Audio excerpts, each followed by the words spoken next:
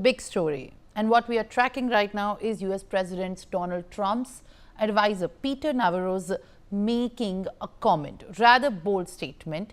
In the course of the past 1 month, where about India's trade with Russia was in the focus, these hypocritical claims are, however, questionable to say the least, as the US has time and again proved to have deeper relations with Russia.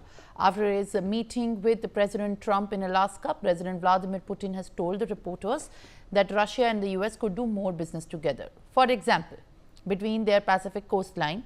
However, what the two leaders did not say is that behind closed doors, their country's biggest energy companies had already sketched out a roadmap to going back into business, pumping oil and gas fields off the Russia's far east coast in secret talks with Russia's biggest state energy company this year, while a senior ExxonMobil executive discussed returning to the massive project if the two governments have given the green light as a part of the Ukraine peace process. It has also said that people familiar with the discussions, according to the reports, Exxon executives have asked the US government for support of the company, which goes back to Russia, and receive a sympathetic hearing. All right, viewers. Now joining me live on the broadcast is Dr. Viranchi Shah, who is a former national president of the Indian Drug Manufacturers Association, also a staunch leader of the India's pharmaceutical industry. Now, in fact, on live on the broadcast with me. So, thank you very much. Appreciate you joining me live on the broadcast. So, first up, my understanding of the subject, in fact, also comes out from the fact that we have been speaking about how Indian sectors, including the labor intensive one, have been massively facing for a blow. It has also been expected till an extent that they are also going to brace for more difficulties coming ahead in the view of the developments from the United States. What is your analysis? How have you tracked, the impact and the pulse of it on these very specific sectors, and how India has also reacted to it and coped with it? So first of all, thank you for having IDMA on this platform.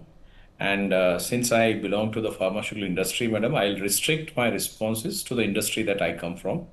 As far as the pharmaceutical industry is concerned, there are two kinds of tariffs that we are hearing from the US.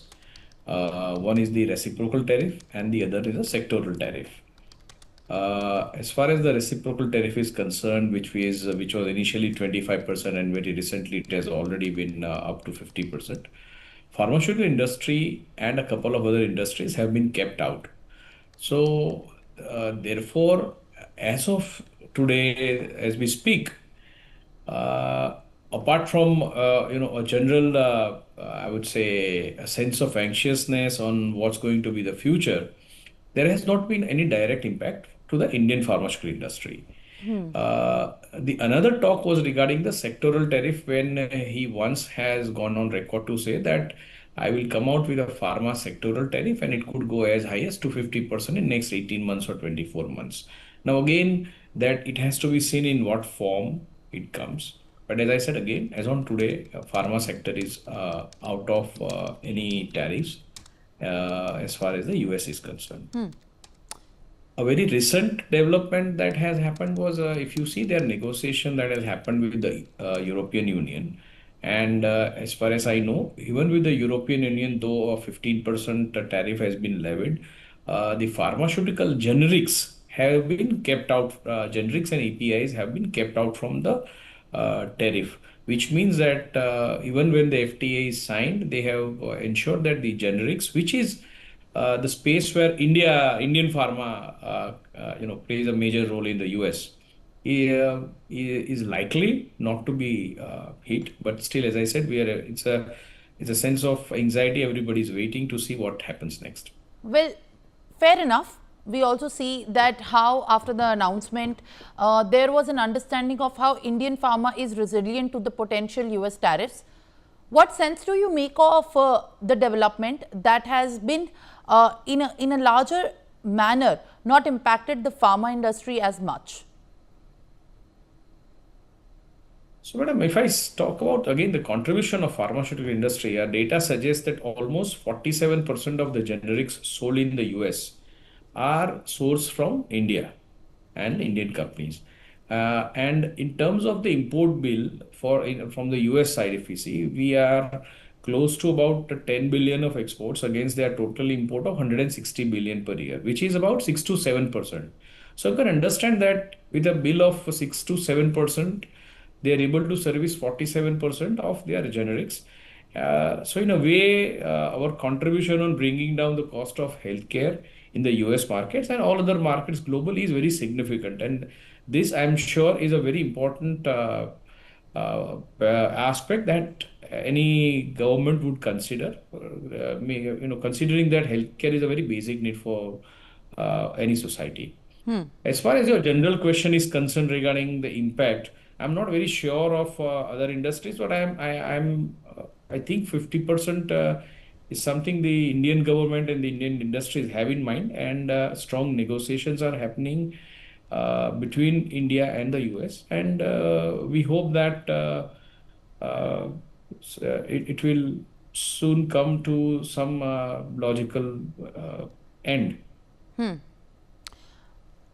Certainly, in fact, sir, as also there is a larger impact of the tariffs across sectors. Do you believe that these tariffs could be potentially turned into sanctions in the coming future? Again, this is a political question, and I'm not the right person to, give you any response on that, whether it could be sanctions or not, because there are people who are negotiating from the Indian side and from the US side, and I'm sure they are better people to answer. But as far again, if I restrict myself to the pharmaceutical industry, it is not likely that there could be any sanctions because our contribution, as I said, has been immense, and this is an industry that touches the basic needs of global citizens.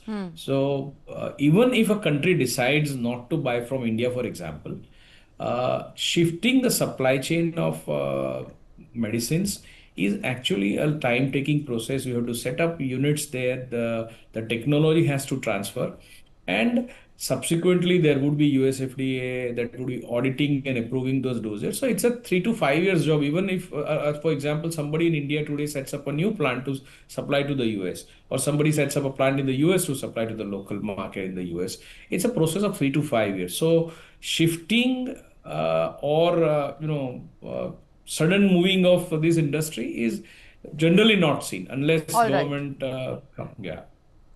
Thank you, sir. Dr. Viranchi Shah, thank you very much for joining in, and appreciate you giving your time here on the broadcast on the subject that we are decoding very closely. Thank you very much for joining in.